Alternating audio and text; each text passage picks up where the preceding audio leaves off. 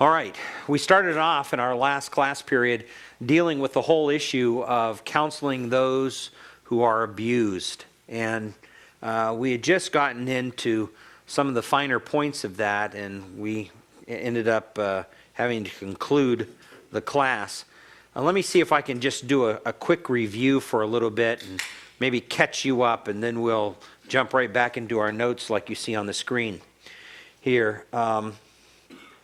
Sometimes in our society, we have a problem with using the word abuse. When we say somebody has been abused, one of the problems is oftentimes in society it has a very broad usage. There's a lot of things that are abused. When people disagree with us, I think I used the illustration before, some people think that they're being abused. And I believe I can say this, that I think one of the problems with the word abused is that it has almost a magic negativity. It's negatively charged. And so people begin to say, well, I'm an abuse victim, or I'm an abuse survivor. Actually, when you look at the 150 Psalms that are there, 30 have to do with personal sins, and over 100 of them deals with issues of injustice, or oftentimes we would say in our society, abuse. What has happened when a person has been abused? Well, one of the biggest factors that have occurred is that there has been a betrayal of trust. There has been an abuse of authority. A person who is in an implicit position of trust has violated that trust. They can be a husband, it can be a wife, it can be a parent, it can be anybody that is in relationship, at least on a peer level, to, or over another person, where there is an implicit, or sometimes it's more explicit, sense of trust. That's what's been abused. And this is what brings about such great pain in abuse situations. It's because that authority figure or peer has misused the trust that we gave them. And so the abuse has marked that person. It's marked them. And I think I used the illustration, you get a little kind of a micro understanding of what being marked means if you've ever been in a crowded parking lot and set off the alarm on your car. You're marked. Everybody looks like you're the thief. All right? You're a marked person, and the feelings that come over you when that happens. Or, if you've ever been pulled over by a police officer, and there are literally hundreds of people passing you on the car, you feel like you're on the freeway, you feel like you're marked. Well, you have been.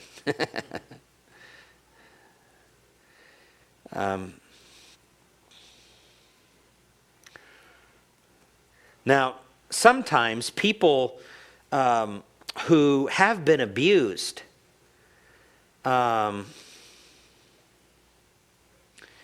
this directly affects them because they have been marked for a long period of time in their life. That's what makes abuse type situations so difficult. It's kind of like the woman who was abused by her father and 5 brothers, and along with their friends, who later, when she grew up and became a mother and was angry with her children because they had disobeyed, yet when she went to punish them, she was paralyzed because she was afraid that she would end up abusing her children, and so her past had marked her to the point that she would flinch and withdraw from punishing them.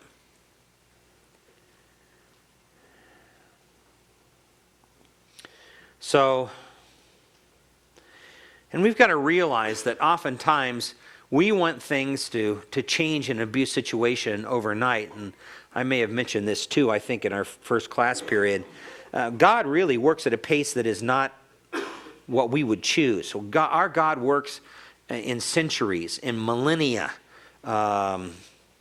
in months, in years. And really, I think we need to remind people who are being abused that it's not the speed of your growth and your change, it's the direction of it that's the important thing. That's the critical issue. It's the direction. And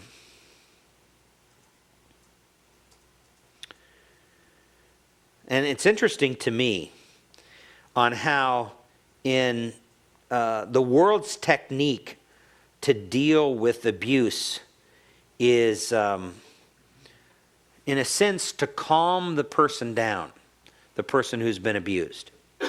They do it with Prozac, they do it with wine, they do it with cognitive behavioral therapy, they do it through vacation or yoga or hypnotism or whatever the case may be. That's kind of the world's approach to dealing with this particular problem. But for us as Christians, what we've got to do is we've got to help them be fearless. We have to teach them to be courageous. That's critical. And I'm going to talk about that a little more. Being wise in defining love to them. Now, we laid out last week the marital matrix of the home. And we talked about the husband and the wife, and we talked about the Christian and the unbeliever. And there are a variety of different scenarios that could come up as a result of that in counseling abuse situations. So, and we had talked about some of those scenarios. The first question we ask, who is the Christian? And then the second question we ask, who is the abuser? And in the first scenario that we worked on was the Christian husband, Christian wife, and we talked a little bit about the husband being the abuser. And then we talked about sometimes it's different. It's the wife who is the abuser, or it could be both, incidentally, as well. And then we had just gotten to the point where we were talking about the abuser in the mixed home, number 2. And the first scenario we come up with is the Christian husband, unbelieving wife, and you've got an abusive husband. This is where the Christian husband is abusing his unbelieving wife. Now, this is a tragic type of a situation. And it's also, we would say, a rare situation. Not because it doesn't exist. No, it does. But for you as a pastoral counselor, or for any biblical counselor, you're seldom going to have the opportunity to work with this situation because husbands are often reluctant to come for counseling, and the unbelieving wife is usually not going to come to you for counseling. She's probably going to, if she's going to involve anybody, she's going to involve secular counselors or civil authorities before you even have a chance to work with the husband. But let's say, for instance, the Christian husband is willing to come to you. He realizes that he has a problem with anger, and he realizes he has a problem with violent behavior and abuse. Then you've got to teach him how to handle his anger and teach him to live out 1 Peter 3:7. And we're going to come back to 1 Peter 3:7 and talk about that a little bit later. But he's got to learn to treat her with respect, even though she's not a Christian, and treat her as an heir of the gracious gift of life, even though she's not. One of the key words in that verse is the English word as an heir of the grace of life. It's key there because she's not. Yes? You just made a comment in passing about the authorities. She might report them. Yes. I understand with children and abuse, that's a kind of a sticky situation. Is that the same even as the laws on the books? Does that make it even difficult? Or ideas maybe we should know about between spouse? Yeah. Like what's the... It's a good question. And let me repeat it here. The question really comes, the laws of the land. having to do, especially here in America. The laws in most states are pretty restrictive, and in talking about counselors as defining them as being responsible to report any kind of child abuse that's going on. The question is that true of abuse that occurs with a spouse? All right? It is not. It does not have to be reported, to my knowledge.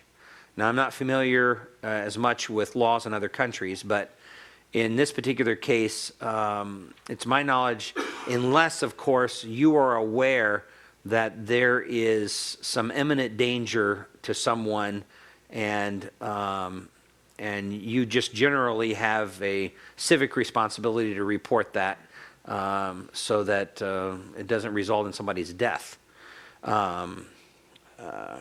And more often than not, as a pastoral counselor, you do run somewhat of a risk in reporting some things to civil authorities, because basically secular people with secular minds are going to take over, and they're not going to handle things in a biblical way. But we also have to remember Romans 13 and 1 Peter 2 that talks about the fact that God gave those secular authorities for a purpose, so that there's not general chaos in society. So we still have to respect them, obey all of the laws of the land, as long as it doesn't contradict directly a law, a command of Scripture. And then beyond that, it's up to our conscience on what needs to be reported and what doesn't need to be reported. But you bring up a good issue. In fact, one of the things that we're going to end up concluding with is some of those kind of guidelines. We're going to talk about that. So here we're talking about Christian husband, unbelieving wife, and an abusive husband. So obviously then 1 Peter 3:7, Colossians 3:19. In fact, take your Bible and just go over there real quickly, because I think this is an excellent passage to illustrate what we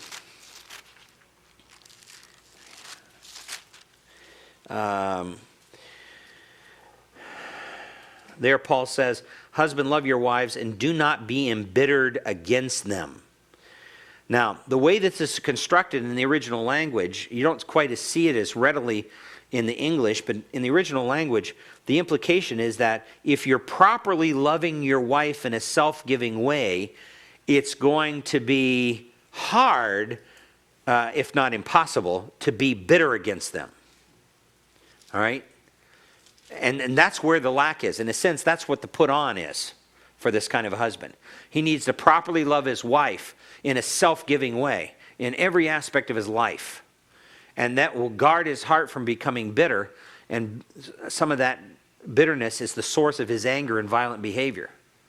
You know, I've had husbands say to me, "Yes, but you don't know this woman. I mean, she has a wicked tongue.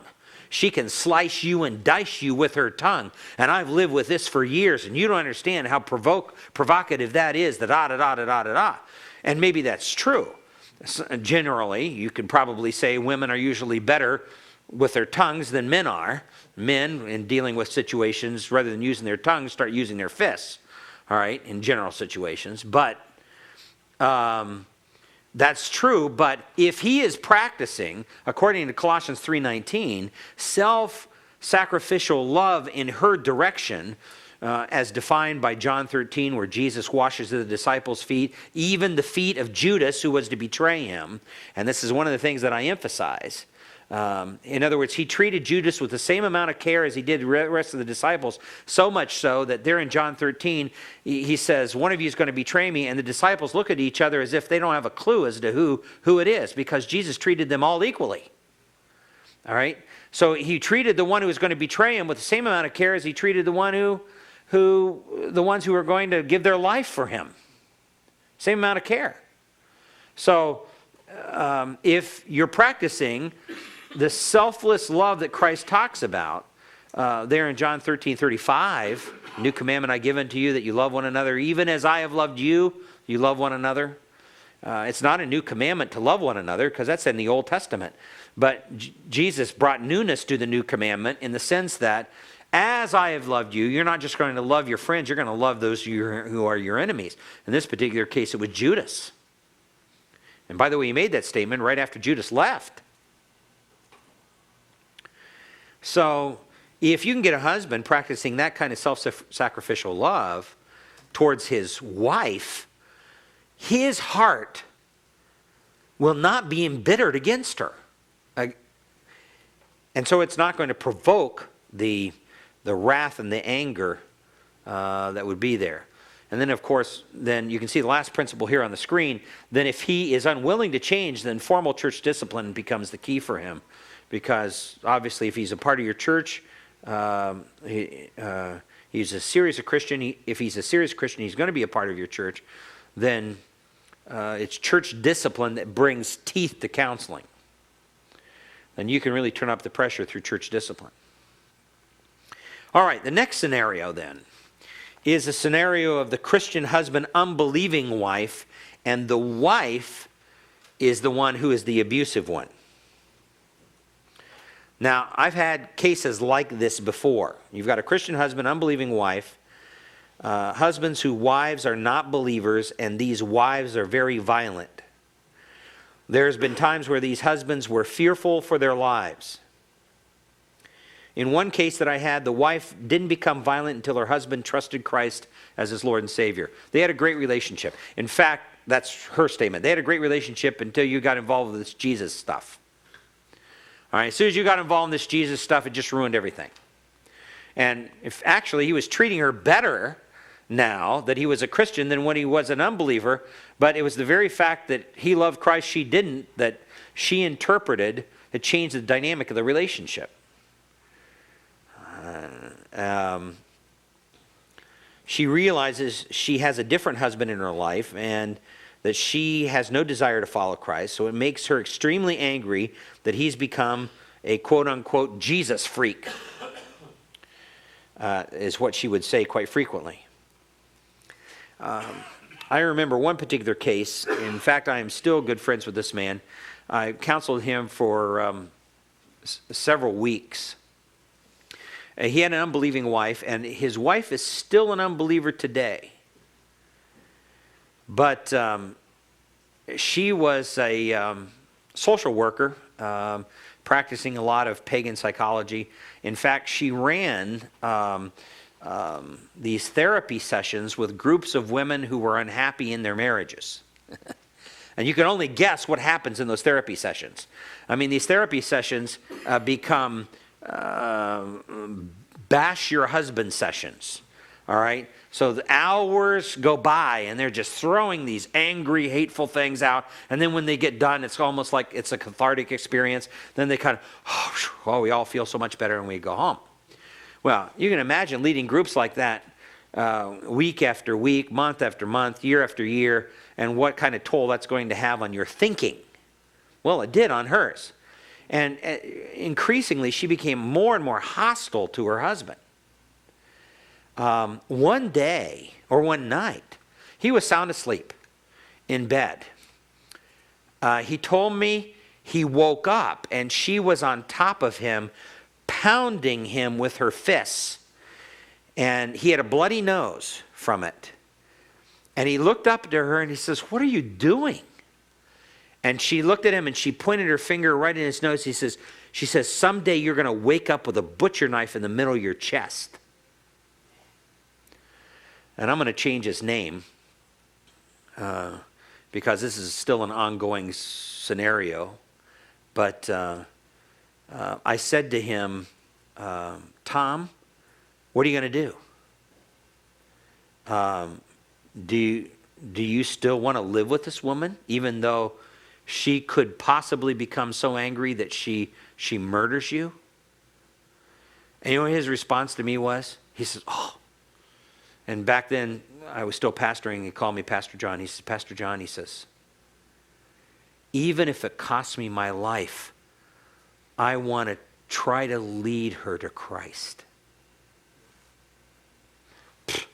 Well, I'm not going to hinder that guy. I'm going to try to do everything I can to support him. All right? And later on, he told me a story. I went back to my home church to visit about a year ago. They had their 20th anniversary. And since I was the founding pastor of the church, they asked me to come back and speak. Had a great time. And I saw him, and I said to him, "Tom, how's it going?" And he said, "Well," he says, she still hasn't come to Christ yet, but interesting thing happened.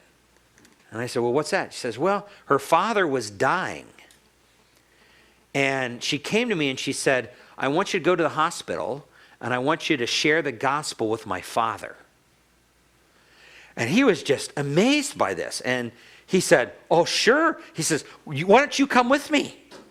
And she's, no, I don't want to go with you, but I want you to go. All right.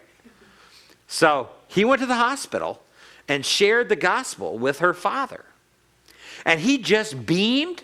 I mean, he was just the proudest husband in the world. He thought that was the greatest thing, that God was so working in her heart that he would have an opportunity to share the gospel with her father.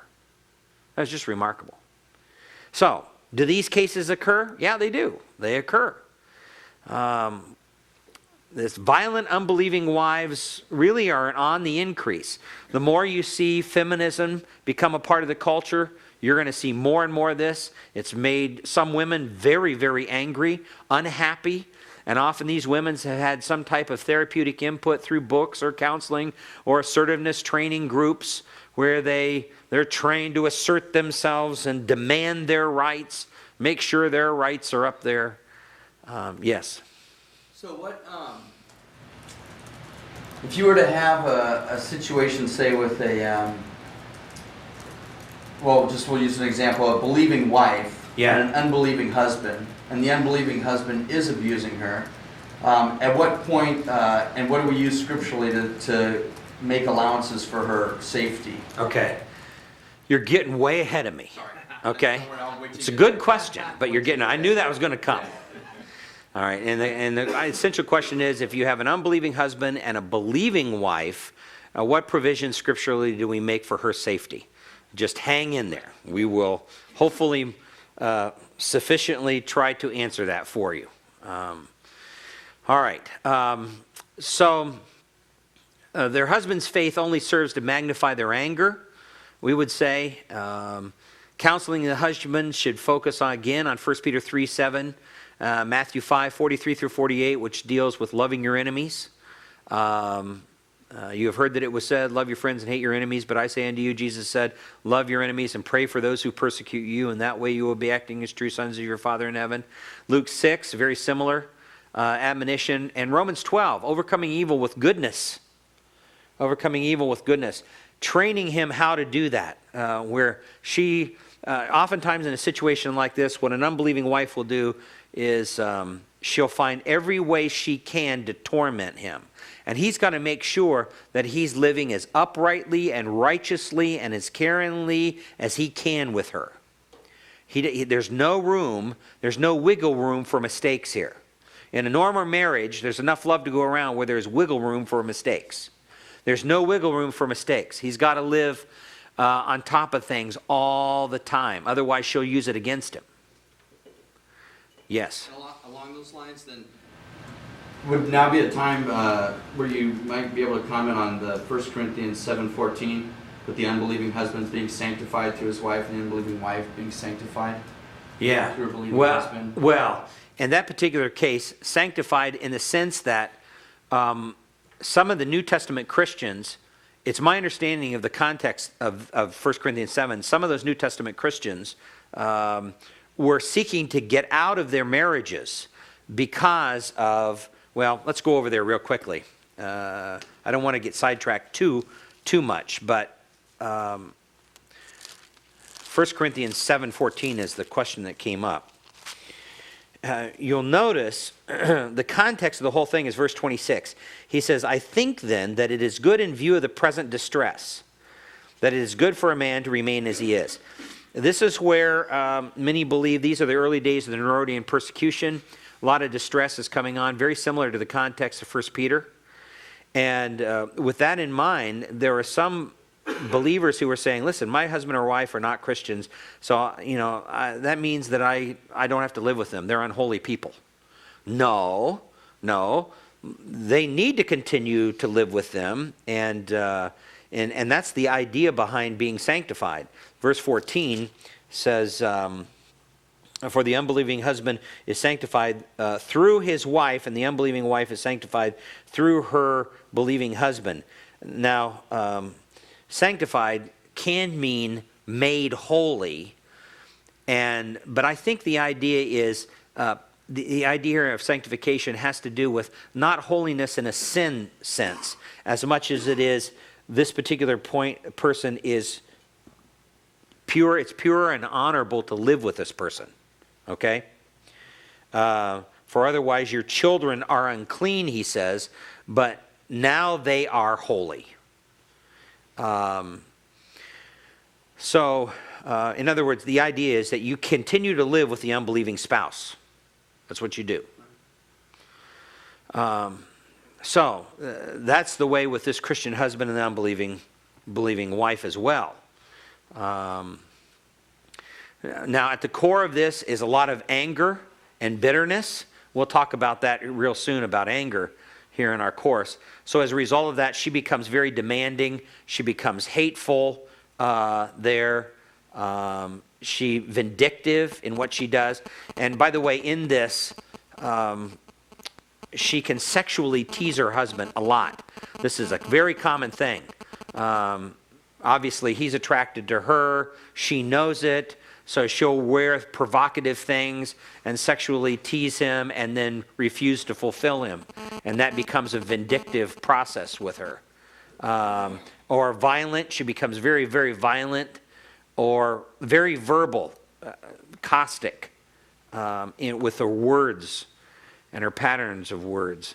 So all of those things come out of a heart that's angry and bitter, often just over the sheer fact that he's a Christian.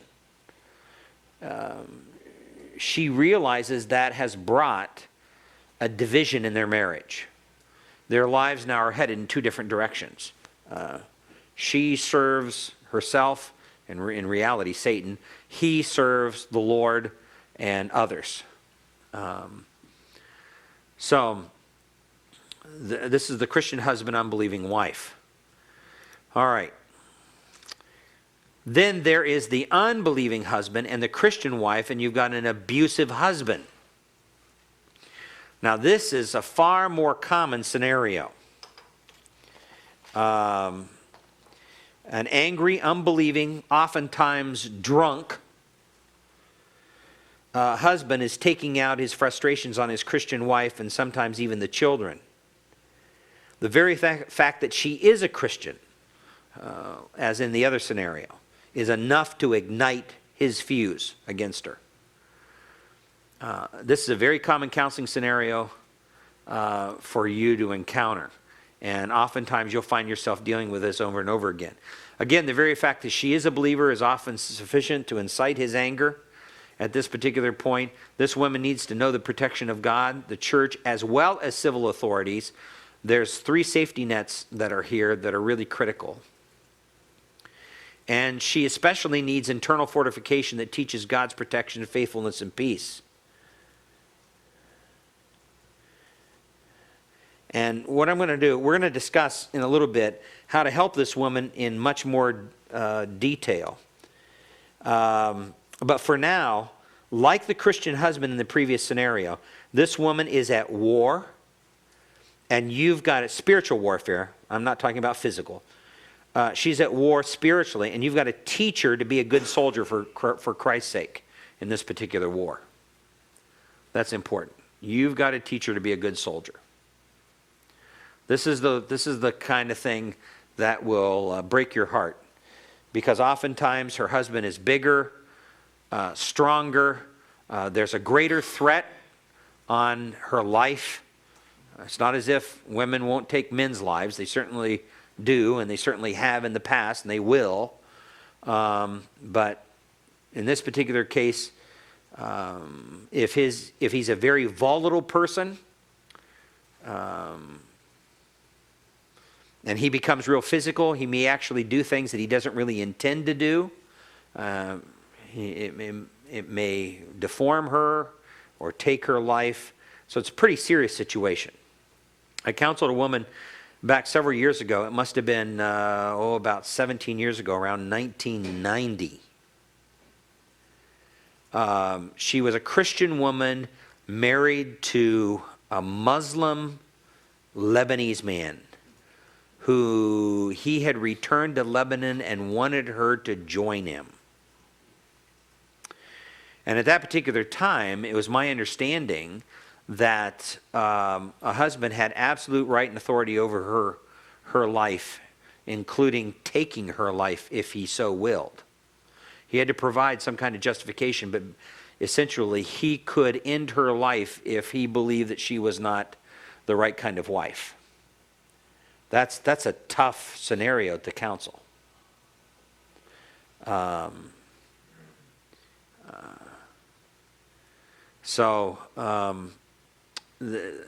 This is not an uncommon thing, and it will present you with a lot of very difficult situations. Now, occasionally, again, this is a rare one, but an unbelieving husband, Christian wife with an abusive wife. Okay? Abusive wife. A rare situation, not because it doesn't exist, it does, but most unbelieving husbands are not going to be put up with violence very long.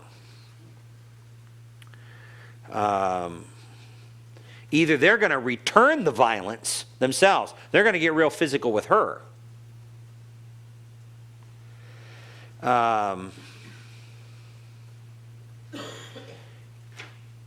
Or they'll turn her over to civil authorities and she'll be hauled away to jail. And now, here in the United States, I know this is not true in all countries, but any spouse, husband or wife, it can be demonstrated in some way that they have been physically abusive to their spouse, immediately they go to jail. That's in most states. They don't even ask questions, they just take them away. Just on the mere sheer accusation and the view of any kind of bruises. If she's willing to receive biblical counsel, then there's going to be hope here for real change. But you've got to teach her how to handle her anger God's way and how to live out 1 Peter 3, 1 through 6. I mean, she's got to understand that thoroughly from beginning to end, every day. She's got to learn to treat him with respect and submission, even though he's not a Christian. In other words, his rejection of her Savior does not give her an excuse not to be a godly or submissive wife with her husband. In fact, she can help win him over to righteousness if she practices godly submission. This is exactly what Proverbs 11:16 says. A kind-hearted woman gains respect. Or a gracious woman attains honor, the New American Standard says. She can be gracious and in order to bring honor. And then, of course, if she refuses to stop her violent behavior towards her husband, then obviously, like the other Christian husband, you have an opportunity here to focus in on church discipline. That becomes, again, a way to deal with this problem. Yes? I realize my illustration I'm going to share isn't as great as this, but it is something kind of in that vein. And that is this lady typically attends a charismatic church, and I know the husband, but her reaction to him is to really treat him down, just kind of talk down to him all the time. You can kind of pick that up. That kind of an attitude that, well, he's not a Christian, so I don't respect him. And I don't suspect any of this going on, but can you just kind of go into that a little bit? What would your approach be with something like that? I imagine that's real typical in those circles. All right, let me see if I understand this right. This is a lady that attends a charismatic church. She evidences a lack of respect for her husband by the way that she talks down to him. Yeah, because he's not yet. All right. And you suspect that she is also violent with him. Maybe not violent, but it hasn't escalated to that. But I look at that kind of similar in that although she's not violent, it's not that it wouldn't lead to that, I guess. But how will you attack that biblically? Okay. Well, usually people that are like that, both men and women coming out of that kind of church environment, pride themselves in their spiritual walk and spirituality. And I would take her over probably to passages like James 3 that deals with the tongue, all right, and the control of the tongue and how wicked the tongue may be, all right, and that the source of that, if you go over to James 3 just for a moment, the source of that really comes from what James talks about this in verse 11. He says, does a fountain send out from the same opening both fresh and bitter water? Well, the obvious answer is no, it doesn't. It has to do with the very character of that fountain or spring. Can a fig tree, my brethren, produce olives, or a vine produce figs? Well, the answer is no. Neither can salt water produce fresh water. Now, what is he saying? He's saying that all this tongue issue is a heart issue.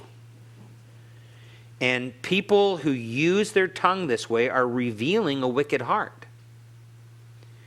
And then he talks about wisdom, which is vitally connected to the heart. In verse 13, he says, who among you is wise and understanding? Let him show by his good behavior his deeds and gentleness of wisdom.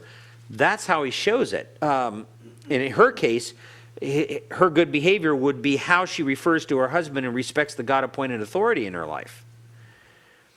But if you have bitterness and jealousy and selfish ambition in your heart, do not be arrogant, and so do not lie against the truth. This wisdom is not that which comes down from above, but is earthly, natural, and look at this, demonic. That'll speak to her as a charismatic.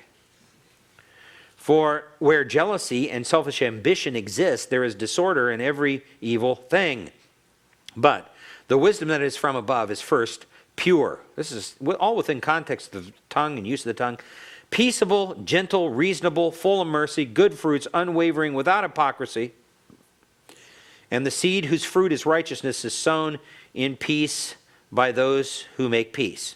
And then there shouldn't be any chapter division here. What is the source, he says, of your quarrels and conflicts among you? Is not your source your pleasures that wage war in your members? You lust, you do not have, you commit murder.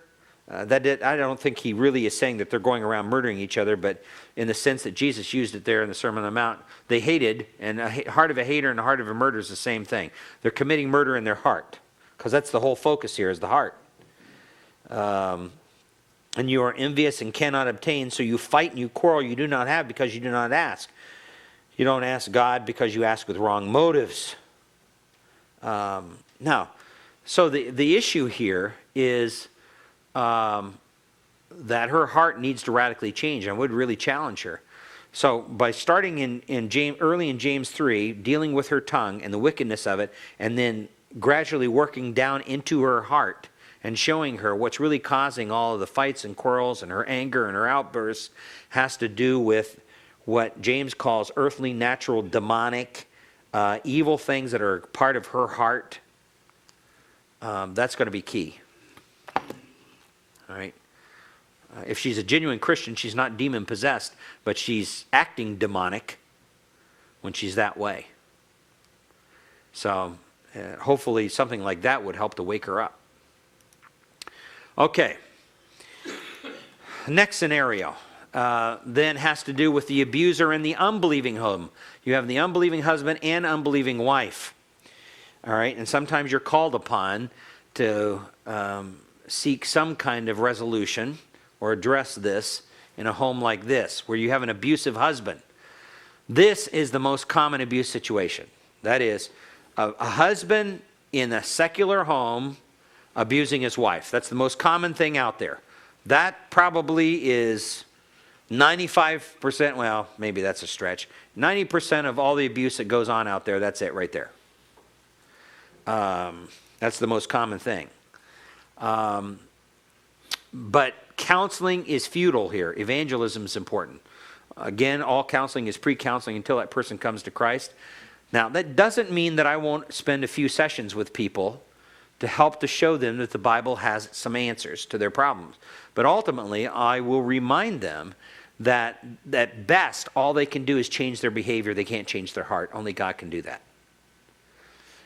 You're just putting Band-Aids on cancer. You're just rearranging the deck chairs on the Titanic. They're eventually going to hell. Okay? And that's their big problem that's going on here. So the Bible doesn't say that you can counsel unbelievers. The Bible says we're supposed to evangelize unbelievers. Why? Well, because we're operating with two different authorities, right? I mean, the unbeliever authority is themselves, or what other men have said, and our authority, we live under the Word of God. That's our authority. And so that's two different authorities we're appealing to. We're not serving the same law, so to speak. So that's the reason why evangelism is going to be important here. If we have an abusive wife in this particular situation, this is becoming more and more common. There's no hope for heart level change until trust is actually placed in Jesus Christ as Lord and Savior. Now, secular and integrational counseling approaches to the issue like this of marital abuse acts as if this is an unusual or abnormal phenomena. But if you really understand theology and take theology seriously, your question is not, why is there so much abuse? That's what the people in the world will throw up their hands and say, why is there so much abuse? No, the question is, why hasn't there been more abuse reported? Because I believe in the non-Christian home there's a considerable amount of verbal and physical abuse that never is reported. Why is that? Well, take your Bible and let's go back to Genesis chapter 3. According to Scripture, this is the natural state of the human condition. After Adam and Eve sinned, God pronounces the curse first upon the serpent and then upon the woman. And he says to the woman, I will greatly multiply your pain in childbirth. That little word in, shouldn't be there. The Hebrew is and. I will greatly multiply your pain and your childbirth. In pain you shall bring forth children. And then it says, and this is interesting, yet your desire shall be for your husband, and he shall rule over you. Now, what does that mean? You know, there have been a lot of commentaries written on this. What is the desire? Well, God gave the woman a sexual desire for her husband. Well, I hardly think that that's a curse. All right. That's supposed to be part of the blessing of marriage, I would think. But if you go over to 4:7, where God is talking to Cain, this is the only other time this particular term is used here in Genesis. It says, God says to Cain, if you do well, will not your countenance be lifted up? If you do not do well, sin is crouching at your door, and its desire, there it is. See that word? Desire. Its desire is for you, but you must master it. Now, what is he saying? He's saying that Cain is at a point where he has to make a decision. Either he's going to follow this path of jealousy against his brother, which is like sin crouching at the door. And if he walks through this doorway, sin is like a wild animal that's going to pounce on him and control him and manipulate him. But if he decides not to go that direction, then and he obeys God, then as part of that obedience, there'll be joy. Your countenance will be lifted up. There's always joy in repentance and obedience. That's what God says. But the word desire here has the idea of sin crouching at the door, desiring to pounce on and capture that person and controlling them.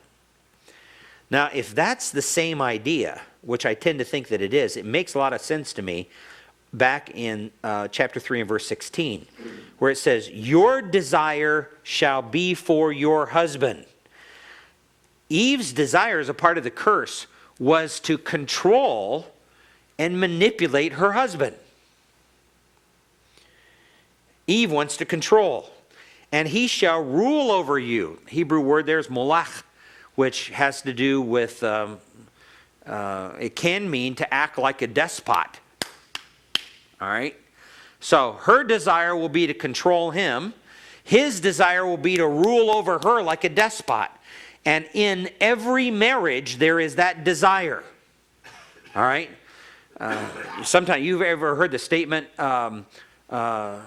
women marry men hoping they'll change. That's that control thing. And men marry women hoping they won't. And they both get disappointed. All right? So the women end up changing and the men don't end up changing. You see? And they both get disappointed. That's the idea. In every marriage, there is the manifestation of the curse. Her desire to control her husband, make him turn out the way she wants him to be, and his desire will be then to rule over her with an iron fist. So now marriage becomes a game of King of the Hill. Okay? It becomes the battleground of the sexes.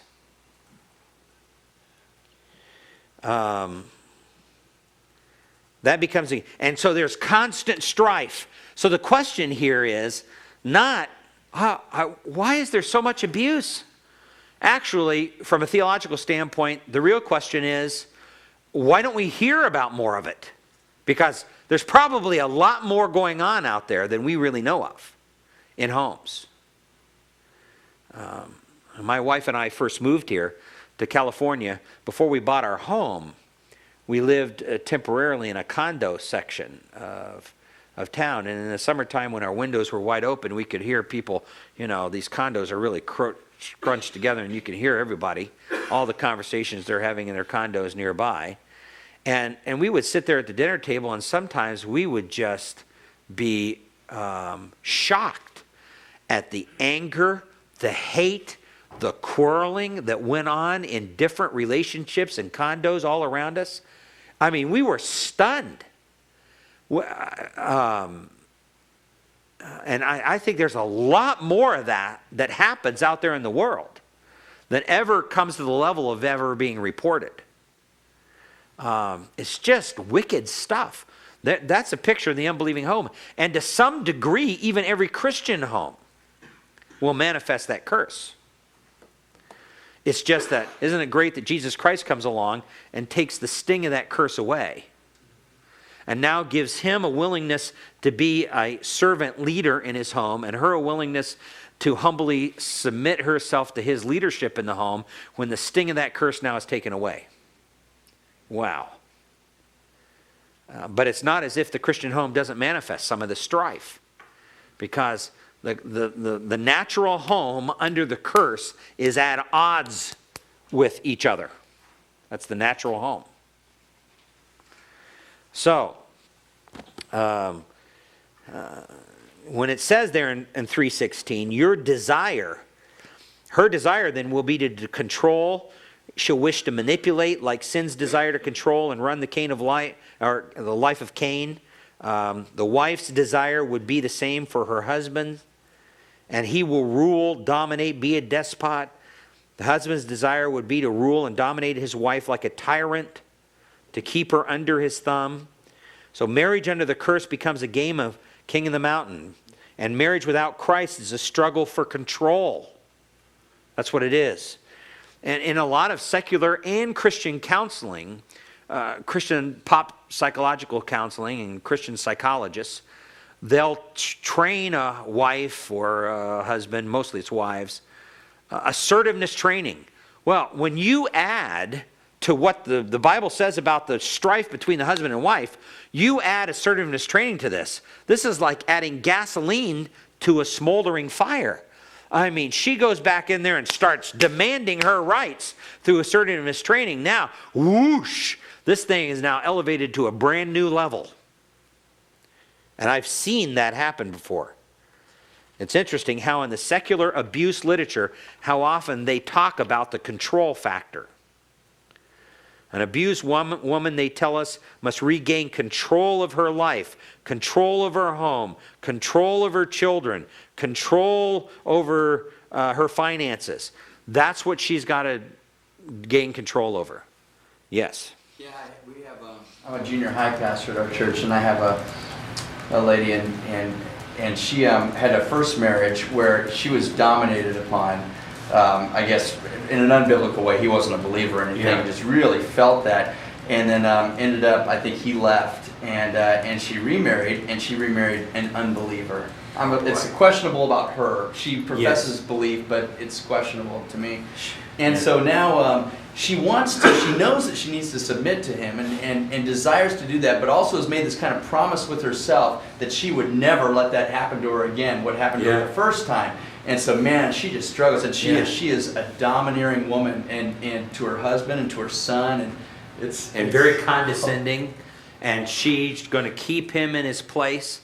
So she's read some books or received some kind of therapy to try to deal with that. And yet, like I said, she's been coming to church, and she knows what the scriptures say about, like I said, submission, and she knows that side of it needs to be a part of her life, and she wants to submit but can't let herself, and he won't lead because he's not a believer, and so then she's still dealing with the past thing of wanting to, not be oh man. Yeah. Well, she's making mistakes all along. I mean, obviously, by marrying an unbeliever is another major mistake here, a sinful. We're only supposed to marry in the Lord. 1 Corinthians 7 is clear about that. So part of this is some of the consequences, and then she has to revert to the world's method of dealing with the consequences of her own sin. So when the secular abuse literature talks about a woman regaining control, translated that means she's got to take control of the home and the kids and the finances, etc., and she remains in the home. And if she remains in the home, then that counsel is going to cause all kind of strife to escalate, which results in either divorce or death by one of them. And obviously, in the middle of all this, Christ is the only answer, right? To the non-Christian marriage. If they refuse to trust Christ, then they refer them, then the only thing you can do is refer them to civil authorities.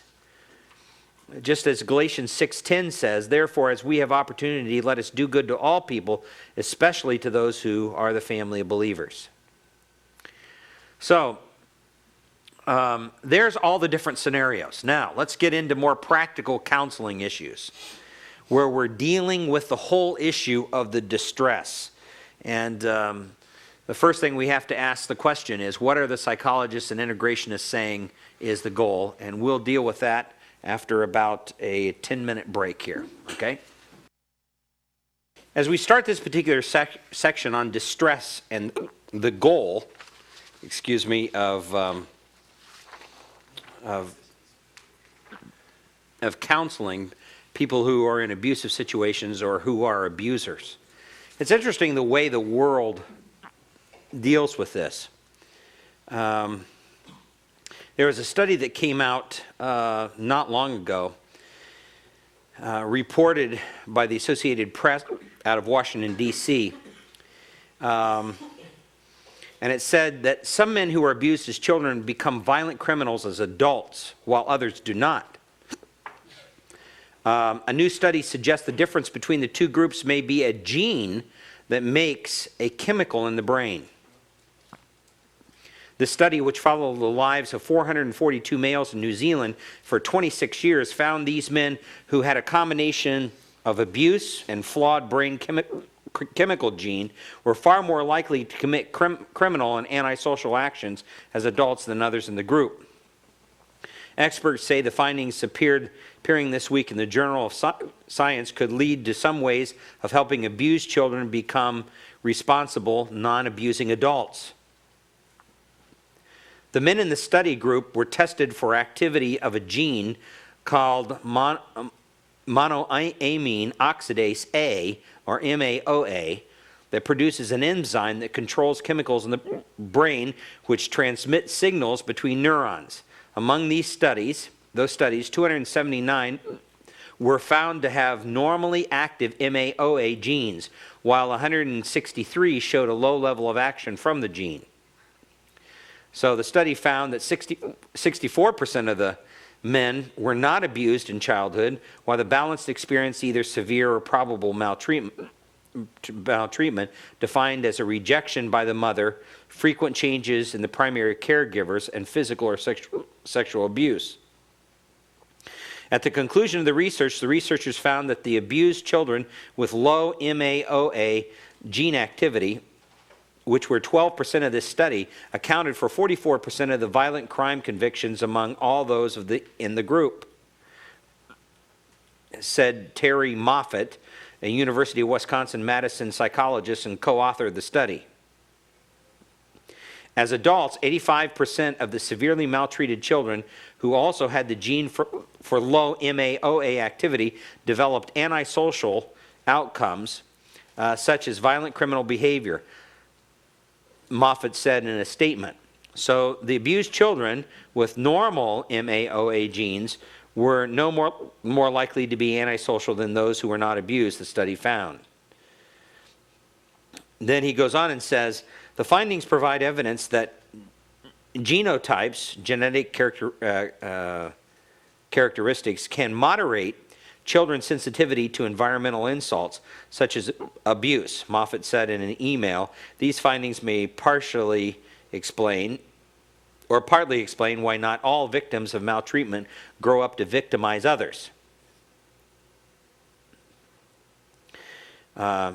Actually, Terry Moffat is a she. She said the findings also suggest a new tool for evaluating the risk that a person may become a problem for society. The combination of the low activity, MAOA genotype, and maltreatment predicts antisocial behaviors about as well as high cholesterol predicts heart disease, said Moffat.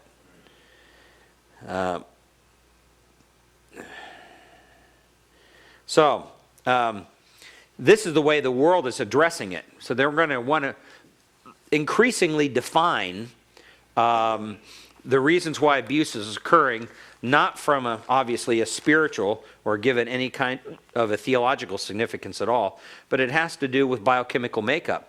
So I could eventually see somebody using this kind of study to beat up their husband or their wife or their children and say, hey, listen, it's not my fault. It's this chemical that's in my brain. I just got it as a result of my genetic hardwiring. It's been passed down to me. Yes?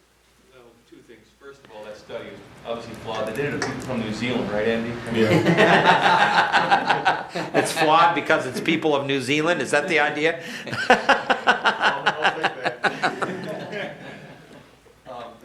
Andy's a very gracious guy, all right? I've talked with some people who, Alcoholics Anonymous, and that's exactly what they teach them, is that it's not, Yes. even now, whether the study has been done on alcoholism or not, I don't know, but that's Yeah. exactly what they're teaching them, and they're already convinced it's not their fault. Yeah. And that's all I'm saying. Now I've got a couple other things up here. It's kind of interesting. After we go on through the section that we just went through, here's an article, Women Batter Men Too. And nobody is blame-free in the battle of the genders, which I think is probably a pretty good article that illustrates exactly what Genesis 3:16 is talking about. Like this article says, let me just read a couple sections of it. Like most things these days, domestic violence has become a gender battle of he said, she said variety, or more aptly, she hit me first. Judging from media reports and internet web pages, men and women are plummeting each other at an astounding rate, pummeling each other, I should say, as billboards of bruised women scar urban landscapes. Battered men are venting their spleen on the information highway. Clearly, we have a problem, though it's hard to figure out exactly what it is. Are men battering women more than ever, or are we just more aware? Are women beating up on their husbands just as often as many men claim? Are feminists fudging the truth about gender equality and partner violence to protect coveted funding? The answer seems to depend on who has the biggest statistic. Men prefer a 1988 study in which the researchers found that men and women slap, shove, kick at nearly equal rates. The study, conducted by Murray Strauss, a sociologist and co-director of the Family Research Laboratory at the University of New Hampshire, found that 1,000 couples, 124 wives, attacked husbands and 122 husbands attacked wives. The rate of minor assaults by wives was 78 per 1,000. The rate of similar assaults by husbands was 72 per 1,000. in the category severe assaults, those resulting in serious injury, the rate was 46 per 1,000 by wives and 50 per 1,000 by husbands. Any way you cut it, that's a lot of misbehaving on both sides of the sandbox. That's interesting. And here's another article here that says women are aggressors in domestic disputes as often as men. So here's another issue here. Is that true? I think it does serve to point out the fact that women and men abuse their spouses. If the anger is sufficient, that's what they do. All right, so the question that we started with earlier was, what are the psychologists and integration saying is the goal of abuse-type counseling? Now, understand, I'm not questioning the motives of people who work with abuse victims, whether they're, excuse me, got a terrible case of hiccups here, whether they are Christian or non-Christian. I believe that most of them genuinely have a real concern for the abused. But I am questioning the counsel that is given. If we're biblical Christians, we must trace or trust the Bible over man's thinking, even on the sensitive topic of abuse. Now, in looking at a lot of the literature that's there, this is something that I hope to faithfully relate to you here. But after reading a lot of this literature, I believe it's safe to say that the primary goal that they take to this is to stop the hurt. That's the primary goal. The question is how? How do they do that? How do they stop the hurt? Well, one of the most common ways in the counsel that's given is they teach assertiveness rights. They teach assertiveness rights. You can see this, for instance, in Frank Minerath and Paul Meyer and Stephen Otterburn's illustrate this in Christian integrationalist approach to abuse. They write, in situations involving abuse, those who are victimized must step out of the victim role by removing yourself from the house and from the victim role. You confront your mate's behavior and put your mate on notice that you are no longer accepting that behavior. If there is to be any chance of restoring the marriage, you must convey to your mate, preferably through a third party such as a counselor, that the marriage hinges on your mate's willingness to undergo intensive counseling for his violent tendencies. It should be a long time, and then they put in parentheses, if ever, before any attempt at reconciliation should be made. There should be considerable evidence that the abuser has gotten his behavior under control. The abuser should be in an ongoing accountability group, such as, they say, a 12-step group for rageaholics for many years to come, end of quote. Well, what was that from again? That is taken out of the Complete Life Encyclopedia by Minerath, Meyer, and Otterburn. It's published by Nelson Publishers. Page 13. It deals with abuse. Now, if you take this to be the case, if you teach assertiveness training or teach tough love principles, you end up really creating more problems in the marriage.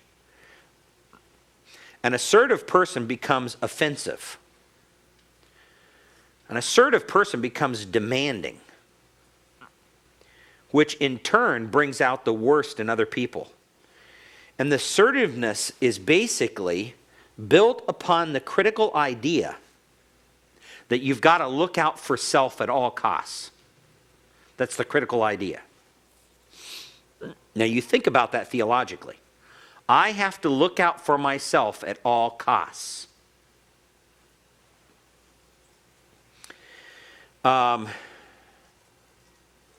Assertiveness is just the exact opposite of what Jesus talked about in Matthew 5:5. When he talks about the fact, blessed are the meek. And you'll notice what he says about the meek. For they shall inherit the earth. So assertiveness training actually goes against kingdom principles. The way that you achieve that which is right. Now, I don't question the motives of people who are counseling this. You understand me. I think that they want justice in this situation. They want a peaceable relationship.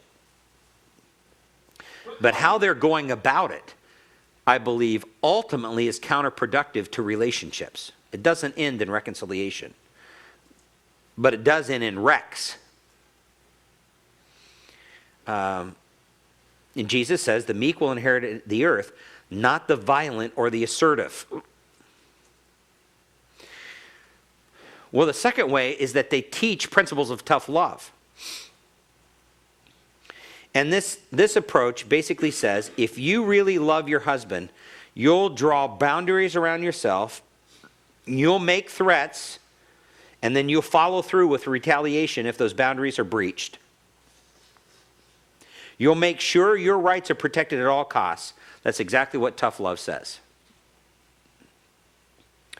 And I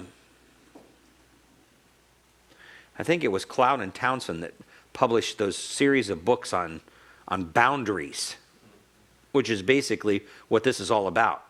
And sold them. I was just in Australia just a few weeks ago, and I was in a Christian bookstore in Australia, and there was a whole set of books on all these boundaries stuff. Obviously, I naturally gravitate to counseling sessions to see what's going on in Christian churches around the world.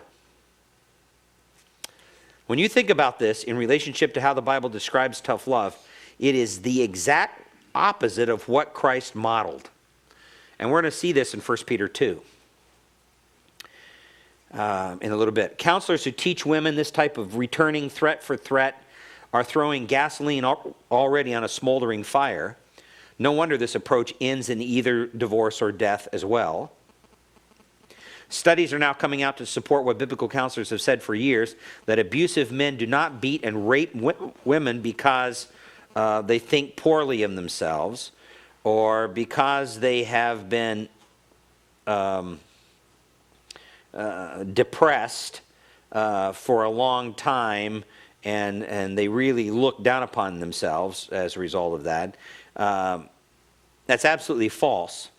And yet when you hear the psychologists and even Christian psychologists talk, that's their view of the problem.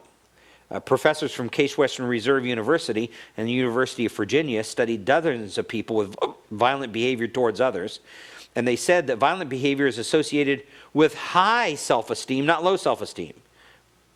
Quoting them, they said, people turn aggressive when they receive feedback that contradicts their favorable views of themselves. More to the point, it's mainly the people who refuse to lower their self-appraisals who become violent. A teen who doesn't receive the favorable respect he thinks he deserves will strike out at another. Cases that involve murder, rape, domestic abuse, and even terrorism indicated that violent people have high opinions of themselves. One study of more than 100 rapists showed that the rapist chose a particular victim in order to, quote, disabuse her of her sense of superiority. That is, the woman gave the man the impression that she thought that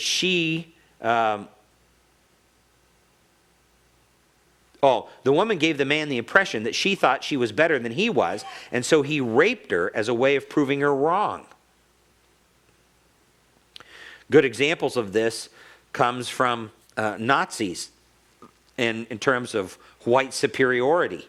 Ku Klux Klan, again, white superiority, that justified violence on those that they considered to be less favorable to them. So the authors of this study go on to suggest that efforts to increase self-esteem may actually be making the problem of abuse and violence worse. Teaching children higher self-esteem in schools, they say, may actually be compounding the problem of abuse or violence in the next generation. And you know what we should say as Christians? Duh. Abuse counseling that teaches a woman to make threats, retaliate, draw boundaries, be aggressively assertive, is foolishness by biblical standards. How do we know this? Let's look at a couple of passages here. Let's go to Proverbs chapter 11. Go to Proverbs 11. And verse 16. Proverbs 11:16. A gracious woman attains honor, and violent men attain riches. Honor is to be preferred over riches. Chapter 10, verse 19, Proverbs. When there are many words, transgression is unavoidable, but he who restrains his lips is wise. That's the opposite of assertiveness training, right? Assertiveness training then would be equivalent to foolishness. Proverbs chapter 15 and verse 1. A gentle answer turns away wrath, but harsh words stirs up anger. In other words, interpersonal relationships is like a tennis match. A soft return from a hard serve brings players closer together. Same thing's true here. A gentle response brings two parties closer together. A hard smash with the ball drives them further apart. Or you take a look at Proverbs chapter 25 and verse 15. Proverbs 25:15. That says, by forbearance a ruler may be persuaded, and a soft tongue breaks a bone. In other words, a gentle tongue can be very powerful. Not an assertive, aggressive, demanding tongue that demands its rights. Assertiveness training and tough love psychology has left numerous, I believe, broken marriages and bodies in its wake. Is tough love asserting your rights, or is it suffering for righteousness' sake, the glory of God and the good of others? What is tough love? Furthermore, they teach take control of your life. Taking control usually translates into secretly withdrawing all the money from your banking account, hiding your valuables, taking over the finances, covertly moving out to an undisclosed location. Taking control often involves deception, deceit, stealing, and withholding from your mate anything that you feel that you will need. That's what taking control of your life means. Now, I don't know about you, but as Christians, I think we ought to have problems with that. When we're advocating deception, deceit, and stealing as a way to reassert oneself. If God is going to turn things around for righteousness' sake, He's not going to expect you to lie or cheat and steal in order to do it. What are we suggesting here? Well, the cycle of violence that you often hear about in abuse literature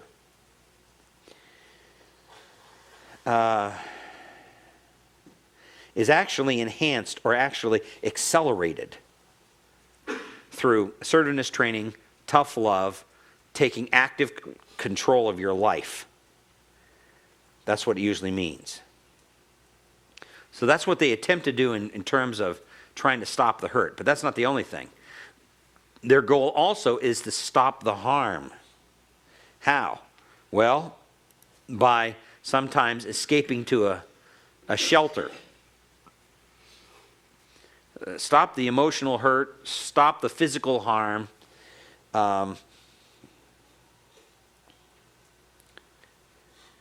In fact, one literature says on this, a Christian psychologist writes, don't make excuses for staying in a destructive relationship.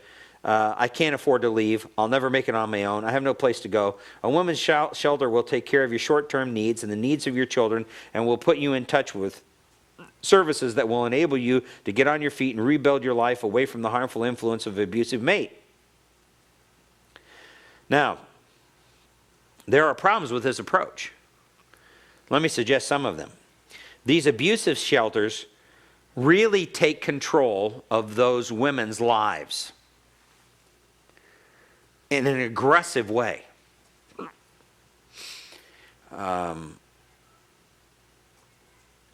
Many of them that I am familiar with show graphic films to the women and the children that come to those shelters of severe abuse, literally scaring them to death. And what they end up effectively doing is elevating the fear of man almost to a panic level. And of course, it's designed with that in mind. It's designed so that they will not, they're heavily invested in not seeing that marriage work.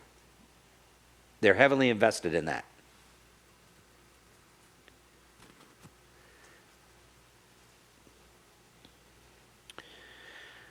Now, often when the location of a wife or family are kept from a husband, it creates even more anger in the husband. It leads itself to sinful manipulation and often precludes any kind of restoration.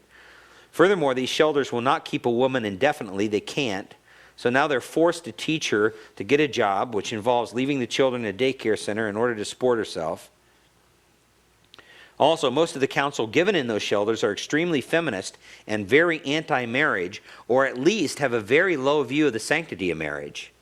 One woman who runs a shelter in an area where I used to pastor, at a recent abuse seminar in that area, when she talked about this, you could see coming through her seething hatred for men under the surface. And she spoke to the men who were part of the audience that day in a very condescending way. There is just, probably she had been abused in the past, I don't know, or she had had someone who had abused her, a father or a man who was a husband, I don't know. Or she had just been so indoctrinated by what she was trying to do that it had just brought out a severe hatred in her life. Furthermore, they talk about separate from your spouse. Because of the radical self-protective counsel given, the situation becomes so violent that the counselor is forced to insist upon a separation. Seldom does this ever end in a reunified home. Couples grow apart as they learn to adjust to living separately. Children are often put in a new school and resist going back to a new teacher. Meaning well, but encouraging wrong, parents of the respective spouses see the relief of stress because the separation because of the separation, and they often actually discourage any reuniting with the spouse. Of course, without that, there is not going to be any reconciliation. Then, thirdly, they talk about divorcing the spouse. And the problem here is not that it's not on biblical grounds for divorce. In fact, statistics demonstrate, the University of Washington demonstrated this, that just as many women are killed by divorced husbands or kicked out boyfriends as husbands in the home, or boyfriends. In other words, just as many women die from the men who they've been separated from as those who stay in the home. The statistic doesn't change. The statistic's the same. And of course, I'm not endorsing live-in boyfriends here. I'm just relating what the study indicates, but it doesn't seem statistically to really accomplish its purpose. Then, thirdly, I want to suggest to you that their goal in counseling recognizes no difference between the types of homes. Recognizes no difference between the types of homes. When you study abuse counseling in the world and the things being said by Christian psychologists in both cases, there's no discernment between the Christian home, a mixed home, a non-Christian home. All of them are treated for the most part the same way. No discernment there. But the Bible is much more precise. It recognizes the differences and accounts for these differences by the counsel that's given. Fourthly, their goal in counseling is only the health of the abused. And of course, the problem is that most abuse counseling has one focus: the good or the physical well-being of those being abused. Rarely is there ever any acknowledgement that the abused victim is the key player in reaching and changing the abuser. The thinking is more in line with personal protection and personal rights, as if once the abused is perfectly safe and assured of their rights, everything's going to be okay. Again, I believe that's a very narrow focus. There's much more that's at stake.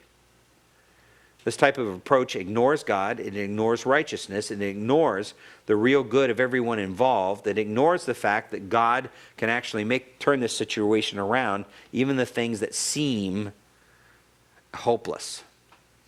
Yes? What do you say to someone who, when you share this concept that the abused can reach out, you're sharing in the context of the world is going to react against it, what's our ammo with that? I mean, we can say God will do it, but they're going to look at us and just say that much more that we're lunatics. Yeah, right. And I think there's some point at which, there's no rebuttal to that unless they're willing to agree with the authority of the Word of God in their life. They will continue to say that, and they said that the early Christians. Paul said, I'll be a fool for Christ. That's okay. And in some cases, you have to go through that in order to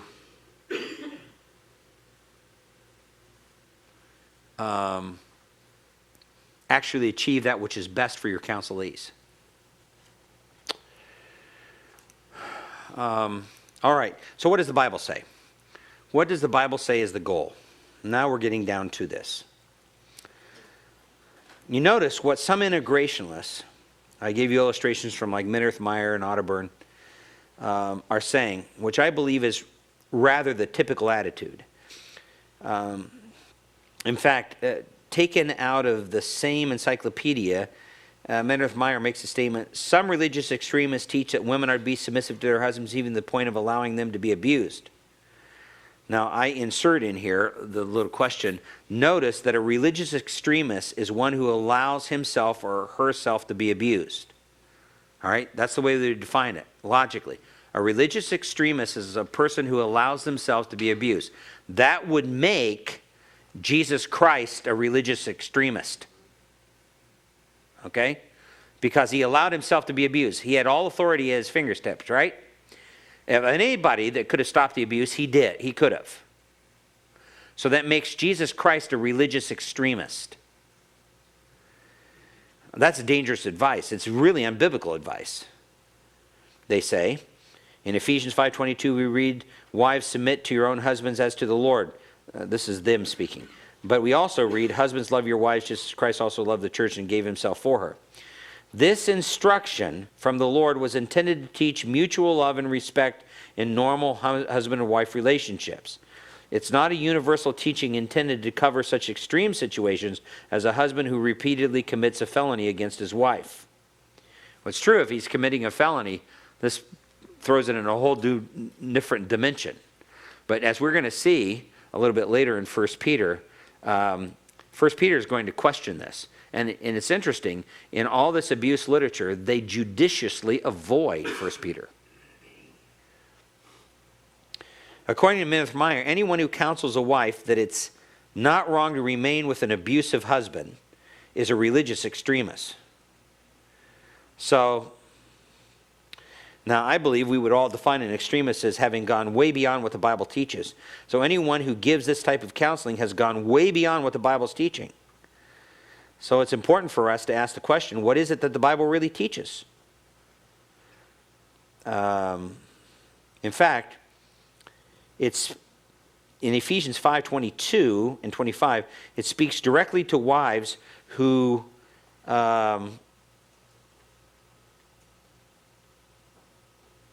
not Ephesians 5, excuse me. 1 Peter 2 and 3 end up speaking directly to wives who have abusive husbands And these texts are strangely absent from Minirth-Meyer in the discussion on abuse. Now, we do agree with Minirth-Meyer that the Bible teaches mutual love and respect for one another in the husband-wife relationship. But we don't agree that the primary goal of the counselee or the counselor working with an abuse situation is to make personal escape and protection the essential object of their counsel. Virtually, at this point, there's no difference between integrationist counselor and the secular counselor. Both have the same goal, that is, ultimately saving the body. Let me suggest to you that if saving the body is the ultimate goal in counseling, to be consistent, we would have to make that the ultimate goal of Christians across the board. So that would mean a lot of our missionaries who are in locations around the world where they are under bodily threat, we're going to have to pull them home and put them in a protective situation. Because husbands, wives, children are under bodily threat. What does that say about Christians in countries like China, where the church is openly abused and physically harmed? Maybe we should do everything we can to pull and smuggle those people out of China. Or in countries, Islamic countries, where Christianity is outlawed, and yet there are Christians there undergoing persecution all the time, some of them dying. If saving the body is the ultimate goal, then those people shouldn't be there. We should take no risks at all, if that's the ultimate goal. What is the goal? Well, I think from a biblical perspective, we can say that the goal in biblical counseling is to be God's kind of person even in the midst of your trial. Biblical counselors know that the overriding goal in godly counsel is to help the person be a man or woman of God even in the midst of their trial. Jesus Christ did not come to help us escape all the hardships of life. In fact, through those hardships, this is where we learn to obey. We learn to remain true. We learn that He has greater purposes. We ultimately learn His faithfulness. We can see this in Psalms 119 and verse 67, where the psalmist says, "Before I was afflicted, I went astray, but now I obey thy word. Thou art good," verse 68 says, "and dost good. Teach me thy statutes." Psalm 119, verses 67, 68. You skip down and you go down to verse 71. And he says, "It is good for me that I was afflicted, that I may learn your statutes." And then you go down to verse 75. He says, "I know, O Lord, that thy judgments are righteous, and that in faithfulness thou hast afflicted me." So he views the afflictions that's coming on him as not being brought merely by men. He views those afflictions as actually being brought by God. "I know that thy judgments are righteous, and that in faithfulness thou hast afflicted me." And by the way, the word for know in the Hebrew there in verse 75, he says he knows experientially. This is not abstract. This is an experiential knowledge. I know by experience that thy judgments are righteous, and that in faithfulness thou hast afflicted me. We have a tendency to think that God is being unfaithful when we're afflicted. But God is not being unfaithful. So, the goal in biblical counseling is to be God's kind of person even in the midst of your trial.